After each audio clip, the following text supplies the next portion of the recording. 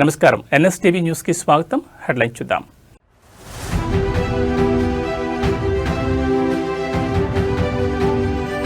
ప్రపంచానికి భారత్ ఆశాకిరణం. EU డీల్ను మరోసారి ప్రశంసించిన మోడీ.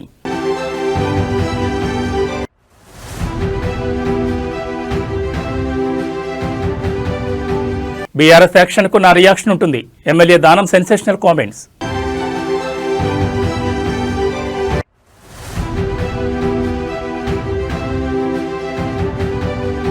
తిరుమల లడ్డూ కల్తీ నెయ్యి ఆరోపణలపై సీబీఐ దర్యాప్తు. నెయ్యిలో జంతువుల కొవ్వు కలవలేదని నిర్ధారించిన సీబీఐ.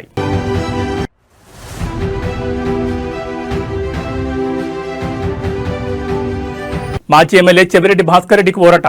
మద్యం కేసులో బెయిల్ మంజూరు చేసిన ఏపీ హైకోర్టు.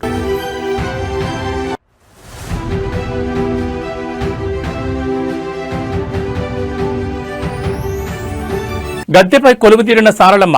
జనసంద్రమైన జంపన్న వాగు. ఇక డీటెయిల్స్ చూస్తే కేంద్ర బడ్జెట్ సమావేశాలు అత్యంత కీలకమైనవని ప్రధాని మోడీ అన్నారు. పార్లమెంట్ భవన్ ముందు మోడీ మీడియాతో మాట్లాడారు.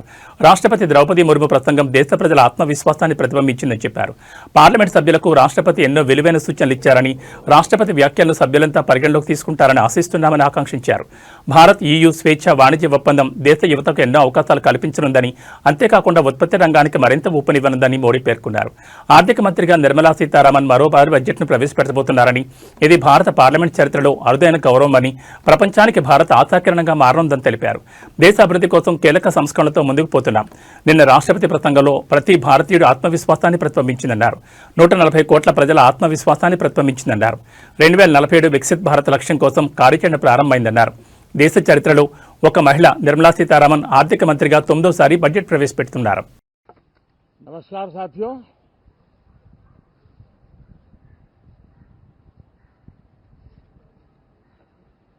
कल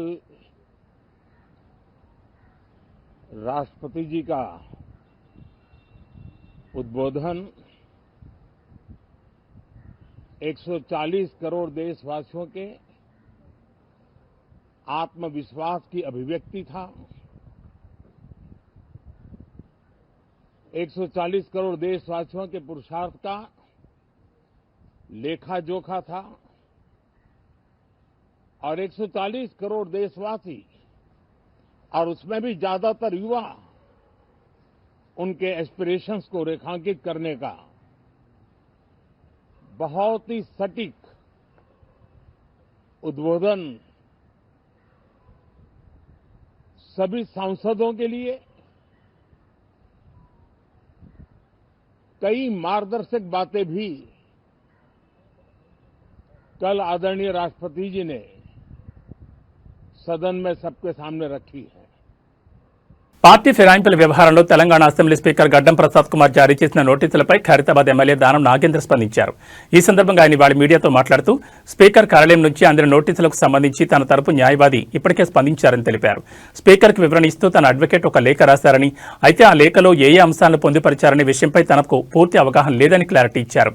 తమ తరపున వివరణ పంపినప్పటికీ స్పీకర్ కార్యాలయం నుంచి ఇప్పటి వరకు తమకు ఎలాంటి జవాబు రాలేదని తెలిపారు.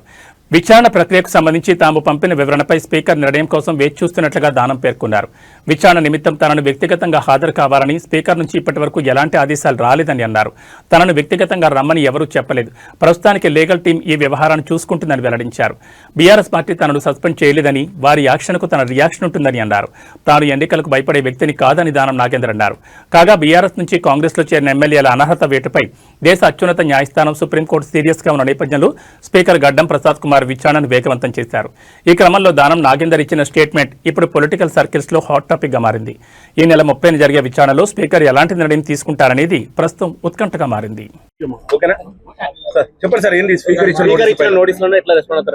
స్పీకర్ గారు ఇచ్చిన దానికి మా అడ్వకేట్ ద్వారా మనం రిప్లై పంపించడం జరిగింది. మళ్ళీ నాకు స్పీకర్ నుంచి ఇంకా పిలిపేం రాలేదు. వచ్చినప్పుడు నేను నా అడ్వకేట్ వెళ్ళి మేము ఇస్తాం తప్పకుండా. అదేవిధంగా మేము ఇచ్చినటువంటి రిప్లై ఇప్పటిదాకా మాకు వచ్చిన దానికి మేము రిప్లై జవాబు ఇచ్చాము ఒకటి.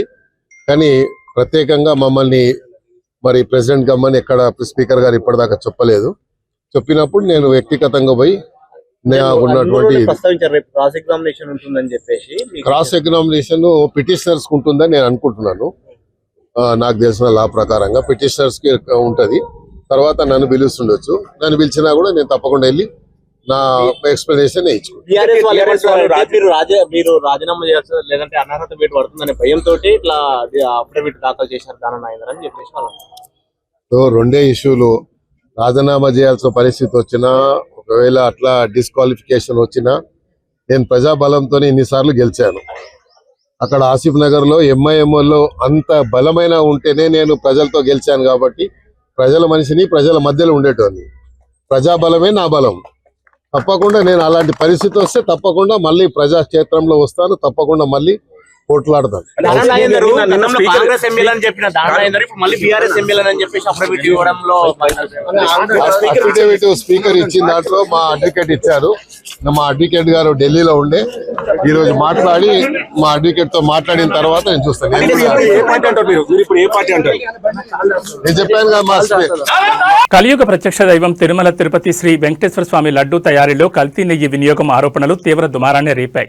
అయితే ఈ కేసులో సంచలన విషయాలు సిబిఐ దర్యాప్తులో బయటకొచ్చాయి. తిరుమల శ్రీవారి లడ్డూ తయారీలో ఉపయోగించిన నెయ్యిలో కల్తీ జరిగిందన్న ఆరోపణలపై సిబిఐ నిర్వహించిన దర్యాప్తులో సంచలన విషయాలు వెలుగులోకి వచ్చాయి. టీటీడీకి సరఫరా చేసిన నెయ్యిలో జంతువుల కొవ్వు కలవలేదని సిబిఐ స్పష్టంగా నిర్ధారించింది. లడ్డూ నెయ్యి నాణ్యతపై వచ్చిన ఆరోపణల నేపథ్యంలో సిబిఐ మరింత లోతైన విచారణ చేపట్టింది. ఈ క్రమంలో గుజరాత్లో నేషనల్ డైరీ డెవలప్మెంట్ బోర్డు ద్వారా నెయ్యి నమూనాలను మరోసారి పరీక్షించింది. ఈ పరీక్షలో నెయ్యిలో ఎలాంటి జంతు కొవ్వు ఆనవాళ్లు లేవని ఎన్డీడీబీ రిపోర్ట్ ఇచ్చింది. సిబిఐ 2025 జనవరి 8న ఎన్డీడీబీకి లేఖ రాసి గతంలో సేకరించిన నెయ్యి శాంపిల్స్ ను పరీక్షించాలని కోరింది. అందుకు అనుగుణంగా పరీక్షలు నిర్వహించిన ఎన్డీడీబీ 2025 మార్చి 27న తన నివేదికను సిబిఐకి అందజేసింది. ఆ నివేదికలో నెయ్యి పూర్తిగా స్వచ్ఛమైందేనని, జంతు కొవ్వు కలిసినట్లు ఎలాంటి ఆధారాలు లేవని స్పష్టం చేసింది. ఈ నివేదికతో తిరుమల లడ్డు నెయ్యిపై వచ్చిన కల్తీ ఆరోపణలకు సిబిఐ స్పష్టమైన ముగింపు పలికింది. భక్తుల్లో నెలకొన్న సందేహాలకు కూడా ఈ దర్యాప్తు నివేదికతో స్పష్టత వచ్చినట్లు అధికారులు చెబుతున్నారు.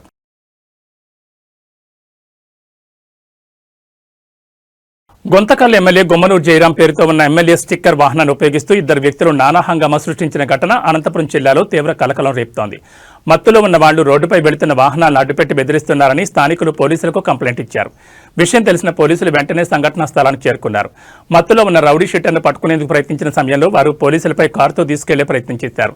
ఈ ఘటనలో పెట్రోలింగ్ లో ఉన్న కానిస్టేబుల్ త్రుటిలో ప్రమాదం నుంచి తప్పించుకున్నారు.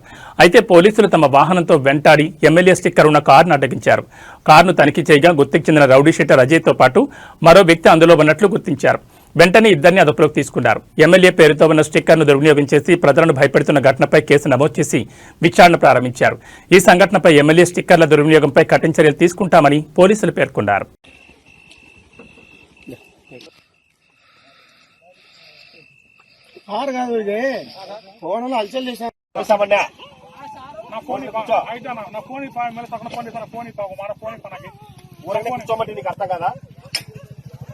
బాబు ఏమి పంపిస్తామంటే ఏమి బాబు ఫోన్ గీడు పక్కన పెట్టు, పంపిస్తారా పంపిస్తామంటే గినాలను మాటలు కాదు నేను చెప్పేది. సార్ వస్తాడు, సార్ రాని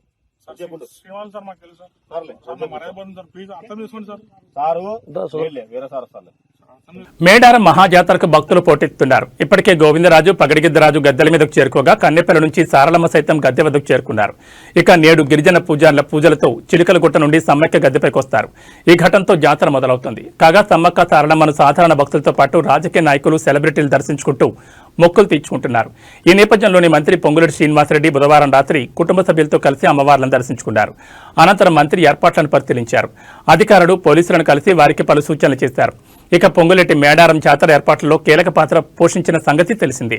జాతరలో మౌలిక సదుపాయాల కల్పన, ట్రాఫిక్ నియంత్రణ, 24/7 పర్యవేక్షణపై ప్రత్యేక శ్రద్ధ వహించారు.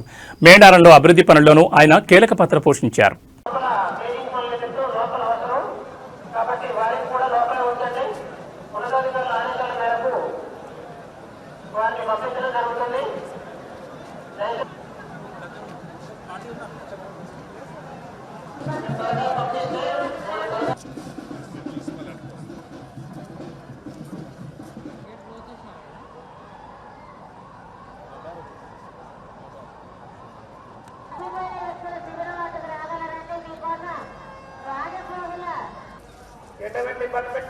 నేను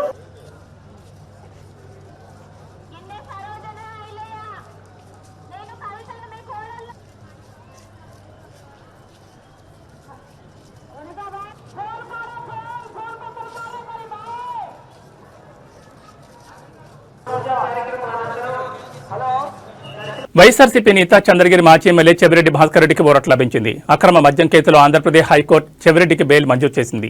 భాస్కర్ రెడ్డితో పాటు సజ్జల శ్రీధర్ రెడ్డి, వెంకటేష్ నాయుడులకు సైతం బెయిల్ ఇచ్చింది. వేల కోట్ల రూపాయల మద్యం కుంభకోణం జరిగిందని, ఇందులో చెవిరెడ్డి భాస్కర్ రెడ్డి పాత్ర కూడా ఉందంటూ జూన్ 17వ తేదీన సిట్ బెంగళూరులో అరెస్ట్ చేసిన సంగతి తెలిసిందే. అయితే అలాంటి కుంభకోణానికి ఆస్కారమే లేదని, ఇదంతా కూటమి ప్రభుత్వ కుట్రేనని వైఎస్ఆర్సీపీ మొదటి నుంచి చెబుతూ వస్తోంది. ఈ క్రమంలో అనారోగ్యంతో బాధపడుతున్నప్పటికీ కూడా చెవిరెడ్డి సుబ్బారెడ్డిని ఇబ్బంది పెట్టింది కూటమి ప్రభుత్వం. చివరికి 226 రోజుల తర్వాత ఆయనకు బెయిల్ ద్వారా ఉపశమనం లభించింది.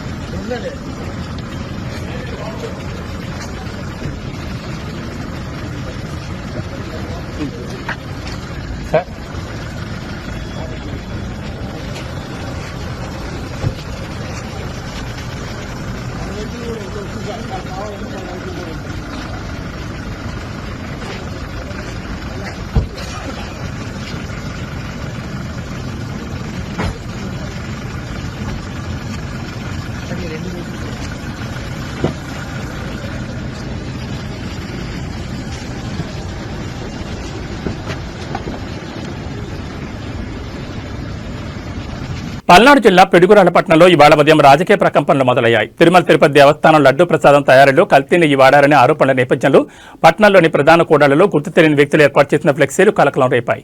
ఈ ఫ్లెక్సీలపై మహాపాపం నిజం అని శీర్షికతో ఉన్న వ్యాఖ్యలు ఇప్పుడు అందరి దృష్టిని ఆకర్షిస్తున్నాయి. గత ప్రభుత్వ హయాంలో శ్రీవారి ప్రసాదం విషయంలో అపచారం జరిగిందని, భక్తుల మనోభావాలు దెబ్బతిన్నాయని అర్థం వచ్చేలా ఈ పోస్టర్లు రూపొందించారు. తెల్లవారుజాము నుంచే పట్టణంలోని సెంటర్లు, ప్రధాన రహదారుల పక్కన ఈ ఫ్లెక్సీలు కనిపించడంతో స్థానికులు మరియు భక్తులు ఆసక్తిగా గమనిస్తున్నారు. ఈ వ్యవహారంపై అటు కూటమి ప్రభుత్వం, ఇటు ప్రతిపక్షం మధ్య మాటల యుద్ధం నడుస్తున్న తరుణంలో నేరుగా ప్రజల్లోకి ఈ అంశాన్ని తీసుకెళ్లేలా ఈ ఫ్లెక్సీలు వెలిశాయి.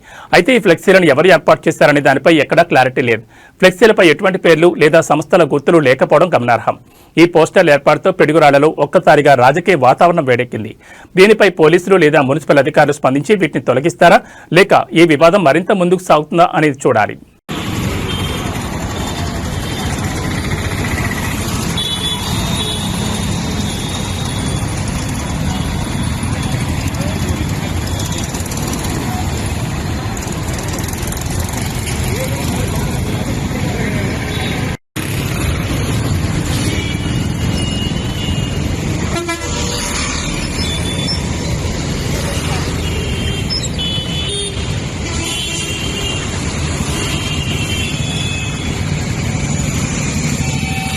మేడారం మహాజాత్రలో భక్తుల రద్దీ పతాక స్థాయికి చేరింది. బుధవారం రాత్రి కన్నెపల్లి నుంచి సారలమ్మ దేవత అశేష జనవాహిని మధ్య తరలివచ్చి గద్దెపై కొలువు తీరడంతో జాతరలో ప్రధాన ఘట్టం మొదలైంది. ఇక గురువారం సాయంత్రం చిరకలగుట్ట నుంచి సమ్మక్క అమ్మవారి ఆగమనం ఉండడంతో ఆ వేడుకను కళ్లారా వీక్షించేందుకు భక్తులు పోటెత్తారు.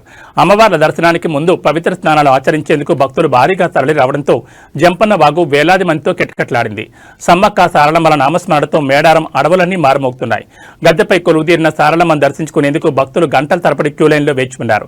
జంపన్న వాగులో పుణ్యస్నానాలు ఆచరించి తడిబట్టలతోని అమ్మవార్లకు నిలువెత్తు బంగారం సమర్పించుకునేందుకు భక్తులు ఉత్సాహం చూపిస్తున్నారు. భక్తుల రద్దీని దృష్టిలో ఉంచుకుని పోలీసులు, రెవెన్యూ యంత్రాంగం నిరంతరం పర్యవేక్షిస్తూ ఎక్కడా అవాంఛనీయ సంఘటనలు జరగకుండా కట్టుదిట్టమైన భద్రతను ఏర్పాటు చేశారు.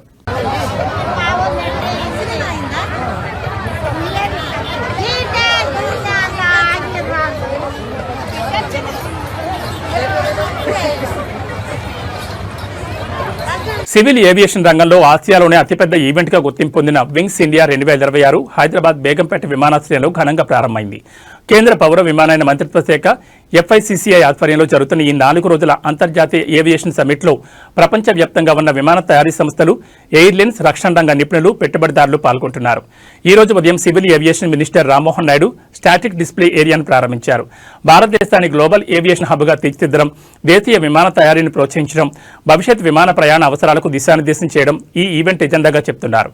వింగ్స్ ఇండియా 2026 అజెండాలో ముఖ్యంగా global CEO forum, policy round tables, business to business సమావేశాలు, స్టార్టప్ షోకేసులు, డెవలప్మెంట్ కార్యక్రమాలు ఉన్నాయి. ఇవి కాకుండా స్టాటిక్ అండ్ ఫ్లయింగ్ డిస్ప్లేలో ఫ్లైట్ విన్యాసాలు ఈ ఈవెంట్లో మెయిన్ అట్రాక్షన్ గా నిలుస్తున్నాయి. ఈ ఇంటర్నేషనల్ ఎగ్జిబిషన్ అండ్ కాన్ఫరెన్స్ కు 20కి పైగా దేశాల 3000 మంది business delegates, stake holders, guests వచ్చారు. 200కి పైగా మేజర్ కంపెనీస్ ఈ షోలో పార్టిసిపేట్ చేస్తున్నాయి. ఇవి తక్కువ ఫ్యూయల్ వినియోగం, అధిక ప్రయాణికుల సామర్థ్యంతో భవిష్యత్ ఎయిర్ ట్రావెల్ కు ప్రతీకలుగా నిలుస్తున్నాయి.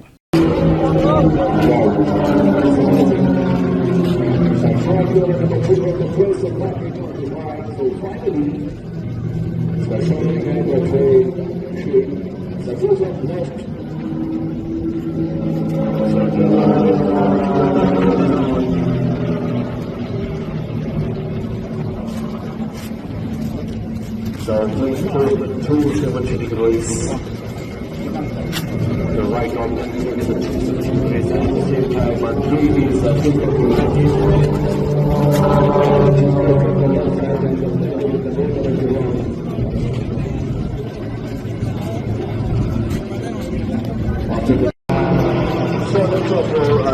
game photography. So first from the school, it was employment and air traffic controller for 7 years. So 1979 he started from financial training and the charitable wisdom, mentor and the hawk. So meet the global stars. So the global stars are playing formation aerobatic display. Medaram జాతరలో నేడు సమ్మక్క తల్లి ఆగమనంతో భక్తజనం పోటెత్తింది. ఈ నేపథ్యంలో మంత్రులు పొంగులేటి శ్రీనివాసరెడ్డి, అడ్లూరు లక్ష్మణ్ కుమార్ స్వయంగా బైకులపై తిరిగి ఏర్పాట్లను పర్యవేక్షించారు. సాయంత్రం చిలకలగొట్ట నుంచి సమ్మక్కను తీసుకొచ్చేందుకు ప్రధాన పూజారి కుక్కరి కృష్ణయ్య బృందం సిద్ధమైంది. ఇప్పటికే రోప్ పార్టీ ట్రయల్ రన్ పూర్తి కాగా జంపన్న వాగు వద్ద భక్తుల స్నానాలకు పటిష్ట చర్యలు చేపట్టారు.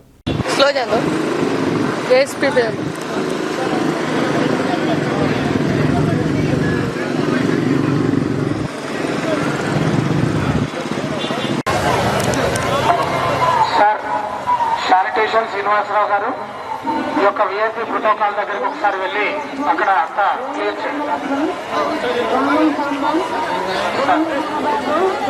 మేడారం జాతర విధుల్లో ఉన్న పోలీసులు సరదాగా స్టెప్పులు వేస్తారు. మహాజాతరలో డప్పులతో భక్తులు ఆలయం వద్దకు వెళుతుంటే అక్కడే ఉన్న పోలీసులు వారితో కలిసిపోయారు. కాసేపు సంబరంగా డప్పు చెప్పులకు తగ్గట్టుగా డాన్సులు వేశారు. పోలీసులతో పాటు ఇతర శాఖల అధికారులు, మహిళా పోలీసులు సైతం డాన్స్ చేసి ఆకట్టుకున్నారు. ప్రస్తుతం పోలీసులు ఫుల్ జోక్స్ తో డాన్స్ చేసిన వీడియో సోషల్ మీడియాలో వైరల్ అవుతోంది. దీంతో నెట్జన్లు సైతం వీడియో చూసి ఫిదా అవుతున్నారు. దీన్నే ఫ్రెండ్లీ పోలీసింగ్ అంటారని కామెంట్ చేస్తున్నారు. ఇక కోట్ల మంది విచ్చేసే గిరిజన జాతరలో పోలీసులు ఎంతో కష్టపడి సెక్యూరిటీ కల్పిస్తున్న సంగతి తెలిసిందే. క్యూ లైన్లో తొక్కిసలాట జరగకుండా చూసుకోవడంతో పాటు జాతరలో ఎలాంటి అవాంఛనీయ ఘటనలు చోటు చేసుకోకుండా జాగ్రత్తలు తీసుకుంటున్నారు. బిజీ డ్యూటీలో అప్పుడప్పుడు ఇలా స్టెప్పులు వేయడం వల్ల కష్టాన్ని సైతం మర్చిపోయి మరింత ఉత్సాహంతో విధులు నిర్వహించే అవకాశం ఉంది.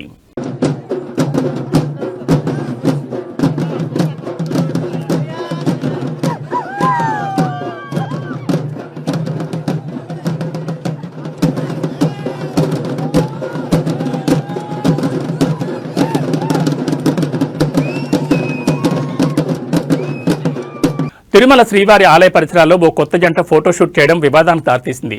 గొల్ల మండపం నుండి అఖిలాండం వరకు నిబంధనలకు విరుద్ధంగా ఆ జంట వివిధ భంగిమల్లో ఫోటోలు దిగడంపై భక్తులు ఆగ్రహం వ్యక్తం చేస్తున్నారు. తిరుమలలో ఫోటోషూట్లు, రీల్స్ చేయడంపై నిషేధం ఉన్నప్పటికీ భద్రతా సిబ్బంది పట్టించుకోకపోవడంపై విమర్శలు వెల్లువెత్తున్నాయి.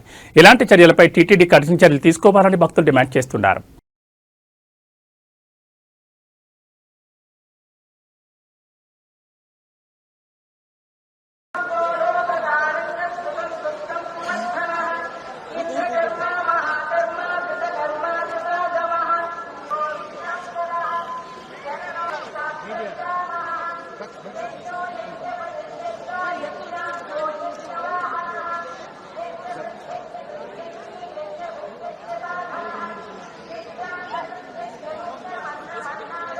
గోల్డ్ లవర్స్ కు ఊహించని షాక్ తగులుతోంది. అంతర్జాతీయ మార్కెట్ ప్రభావంతో దేశీయంగా బంగారం ధరలు మునిపెన్నడూ లేని విధంగా భారీగా పెరిగి ఆల్ టైమ్ రికార్డుకు చేరాయి.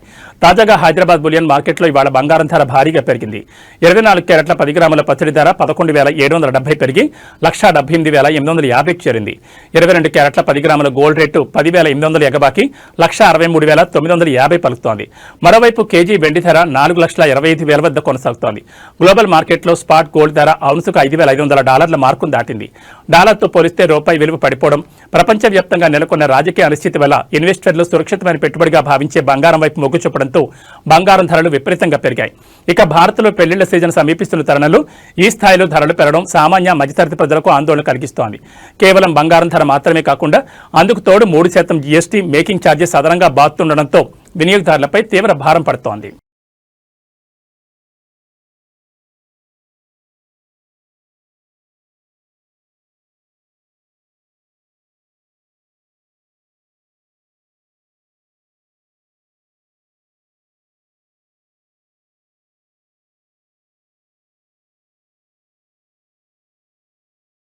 ఇవి బులెటిన్ విశేషాలు. నమస్కారం.